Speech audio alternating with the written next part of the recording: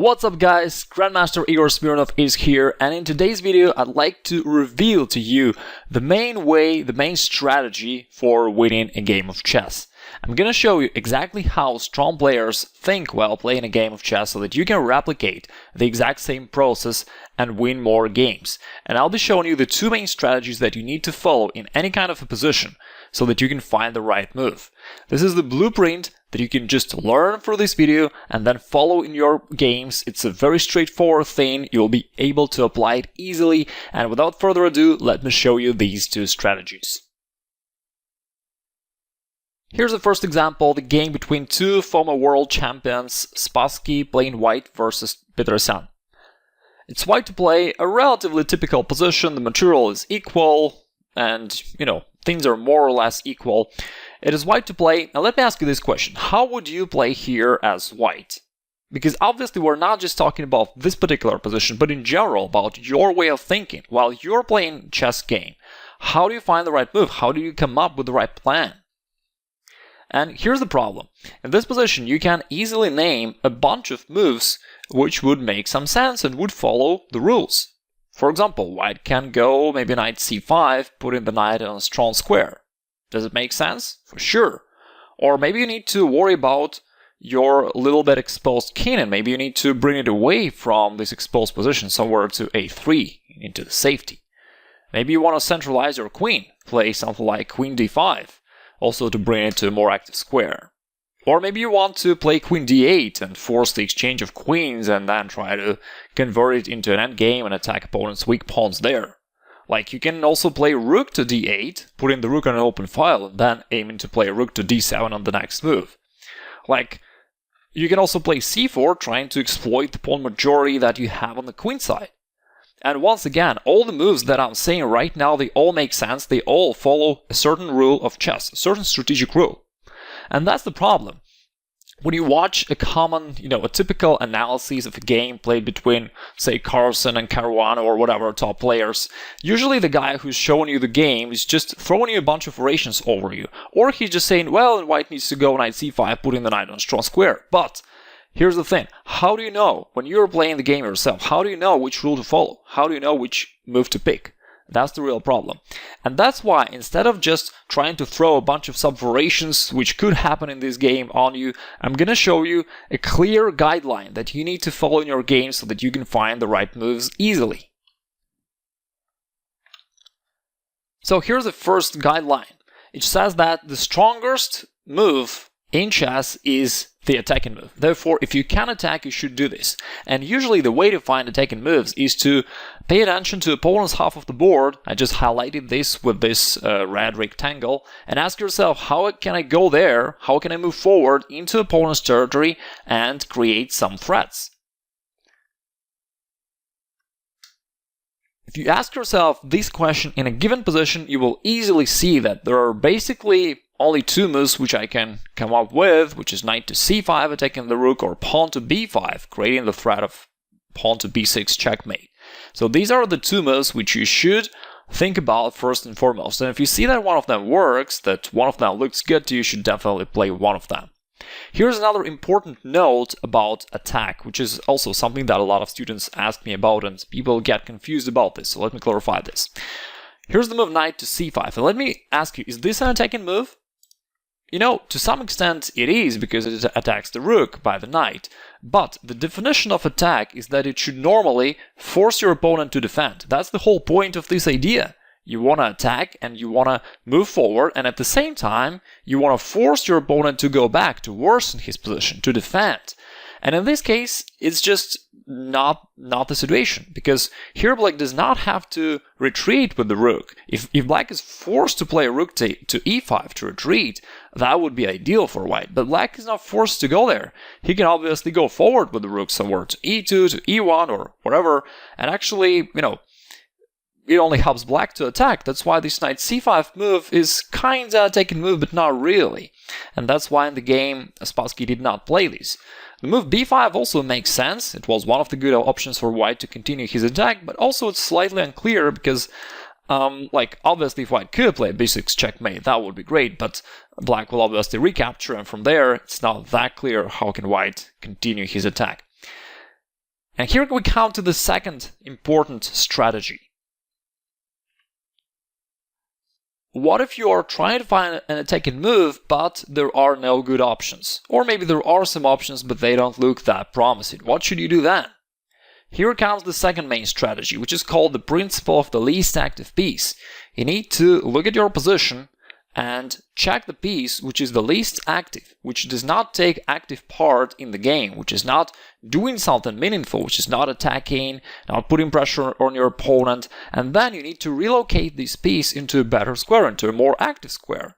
Usually you need to move it towards the center or move it forward.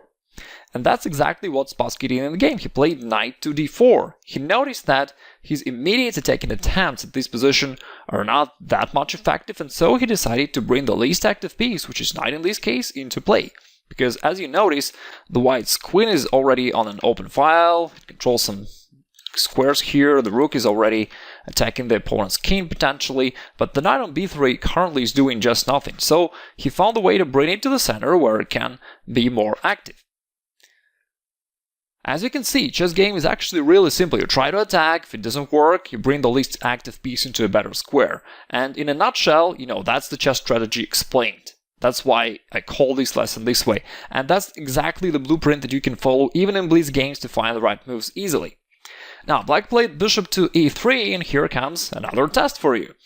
What are the moves that white should consider here? I'll give you a few seconds to think about this so that you can actually implement, what you've just learned. Because if you're just listen to me passively, you will surely learn an idea or two, but if you actually try to be an active participant of this discussion, so to speak, if you actually try to implement it, I guarantee you'll get tremendous value out of this short video. So what are the moves that white needs to consider here? Again, pay attention to opponent's half of the board, ask yourself, how can I go there, how can I go forward, create some threats, and ideally force your opponent to defend. If you think about this, then there is a move knight to f5, and there is a move pawn to b5. Again, these are the only two moves which can come to my mind. And again, the good thing about this strategy is that it's so simple. Otherwise, without it, I'm pretty sure a lot of players would just, start playing something like knight c2 to remove this knight from attack, but now that's not the way to think. That's something that you play, if nothing else works, basically. Then you only have to defend and then you can do this. But otherwise, you need to consider attacking moves, knight f5 or pawn to b5. And when it comes to knight to f5, once again, you can ask yourself whether it's the real attack or not. Does it force black to defend? And in this case, again, the queen does not have to go back, it can go forward. And therefore, again, it's kind of an attacking move, but not the ideal one, because in a way it only helps black. Now the queen is on the e5, it's in a strong square, it even creates the threat of rook takes b4, taking advantage of the pin. By the way, it's a pretty cool tactics, let me just show you. Let's say white tries to attack, play queen d8, has this beautiful counter blow, rook takes b4, taking advantage of the pin, and now all the black pieces are attacking the white's lonely king, and he'll probably be able to checkmate it very soon. That's why it's not the way to go. That's why in the actual game, Spassky played pawn to b5. Now, is this the attacking move? For sure, it creates the checkmating threat of pawn to b6. Pretty beautiful checkmate, just delivered by the pawn. And of course, if black tries to recapture now, then it does not really help, because white can recapture by the knight, checking opponent's king, and the game will be over really soon after king to a6, which is forced. White can go rook a8. And it's a checkmate. Well, I can give up the bishop, but then it's a checkmate. So let me take a move back. In the actual game, instead of recapturing the pawn, Peterson played bishop takes d4. And here's the final quiz for you. How would you play here as white? And actually, I would like to ask you to think about this position for a little bit, because it's a really cool idea that you can implement here. And write down what you found in the comments down below. I'll give you a couple more seconds to think about it. It's actually kind of the position that you typically try to solve in a tactical drill. Obviously, recapturing the d4 would be a really bad decision for white, as it would allow black to deliver a bunch of checks after that. So much better option for white is to sacrifice the queen. Queen takes d4, and then after rook takes d4, white can deliver this really beautiful, amazing checkmate. It's quite a rare thing that you can play pawn to b6 and checkmate your opponent, but that's exactly what happened in this game. Now let's also switch over to the next example, the game between Paulson and Morphy. He was also called the first unofficial world chess champion because at some point he was really dominating the chess world, one of the American chess prodigies, perhaps alongside with Fischer, the two best American players of all times. Anyway, let's come to the game itself. It's black to play, and once again you can take a look at the position and just give yourself a few seconds to think about it and try to come up with the right move for black. And I'm taking this position because it's very practical, very standard. I'm pretty sure that situations like that, maybe not exactly, but very similar, certainly happened in your games. What we can see here is that white is threatening to capture black's knight on c6 and win at least the pawn through that exchange, and you don't want to lose material. And that's why black decided to trade off the knights. But the idea of the move knight takes e5 is not really to exchange the knights, but just to avoid wasting time on defense. Just like we discussed earlier, you normally want to attack, you don't want to defend unless you're absolutely forced to do that and you have no alternatives. In this position, black does not have to protect the knight, he can and should instead trade it off to avoid taking time for defense. White recaptured, and here comes a similar situation. Now white is also attacking the pawn on d5, the knight on e4, where white can win a pawn after this exchange, and once again black needs to make a decision. What should he do now? Try to defend? As we already know, that's not usually the best option. And you're getting instead exchange on c3. You can capture the white c3 knight by the knight or by the bishop. Which one is better? Again, of course you can start thinking also which piece is stronger, whether you want to keep the knight or the bishop, and it all makes sense to some extent, but it's not the most important factor in chess, because again, the most important factor is an attack. And that's what you should be thinking about primarily. In this position, if black would take on c3 with the knight, then after the exchange, now white is attacking. So black has to take the time to retreat with the bishop somewhere, and that's the bad thing about defending. You give up initiative to your opponent. Now your opponent can do whatever he or she wants. He can start realizing his plan. He can play maybe queen g3 and threatening bishop h6. He can then throw this f-pawn forward, trying to attack you, maybe put the bishop to d3 and create all these unpleasant threats around your king. And when you play a blitz game and you see all these threats coming, you start to take the time, trying to find the right defense, and it all becomes difficult, and then sometimes you eventually lose the game. Have you ever been in a situation like that? But the reality is, you don't have to let the situations like this to happen. Instead, you need to try to keep fighting for the initiative and basically not let your opponent play attacking moves. Instead, black captured on c3 by the bishop, because now after this exchange, now it's black's turn, and it is for black to decide what he wants to do. It's a much better situation to be into. And here comes the same question that you should always ask yourself: how can I attack here? Is there any attacking move that I can play? You need to move forward and attack something. In this case, he played pawn to c6, attacking the bishop. Alternatively, black could have played pawn to a6 as well. And in a way, these two moves are similar. They're attacking the bishop, but pawn to c6, in addition to attacking the white's bishop, also protects the pawn on d5, so it's 2-in-1. It's a multi-purpose move, and that's why black played it. White played bishop to a4. Now let me ask you here, how should you play here? What are the moves that you need to consider? And the answer is always the same. Ask yourself, how can I move forward? How can I attack something? There are a couple moves that you need to consider, and one of them is queen a5, which was actually played in the game. Knight c5, also an attacking move, but it's a move backward, which you should normally avoid making. That's why we don't want to play that move. Pawn to b5 would also be an attacking move, and it also makes some sense, but queen a5 is more powerful thing because it not only attacks the bishop, it also attacks the pawn on c3. And actually, after white plays the bishop to safety, black can capture this pawn, and now black is a pawn up and has a winning position. won this game later on, and if you want to check out the entire game, you can download it through the link which I'll put below the video. By the way, why did black capture on c3 with a queen, not with a knight? Do you know the answer? Because queen takes c3, it's an attacking move. It also attacks the rook on a1, and that's why it forces the white's reaction.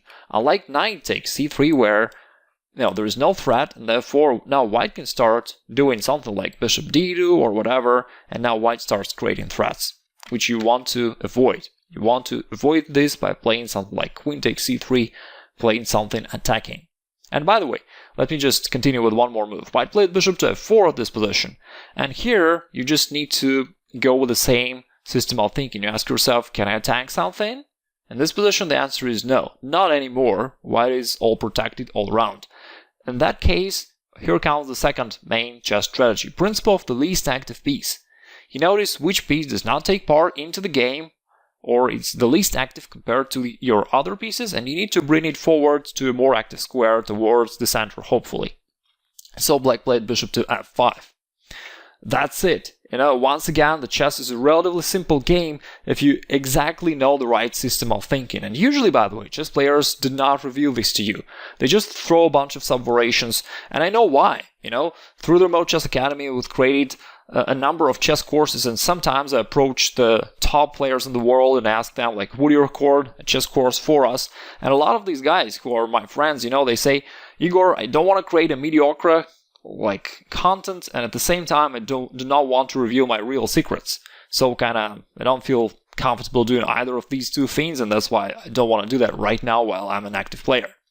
And unfortunately, I feel that a lot of chess coaches and authors, they take the first approach. They just create mediocre content. They share some information, but not their main secrets.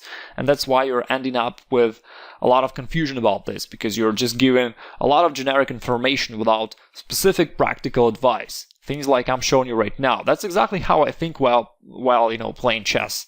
That's how I became grandmaster. That's how I gained over 3,000 rating in internet game zones and stuff like that. And that's exactly the blueprint that you can follow as well. Now, is this a simplification? Do I simplify matters? Well, little bit, because you can't explain the entire chess game within some 10 minutes. Anyway, if you follow this blueprint, I'm sure that your results will be much more stable, you'll win much more games, and at least it gives you the general idea of what you should be thinking about. And if you want to go deeper in the subject, then I have some good news for you.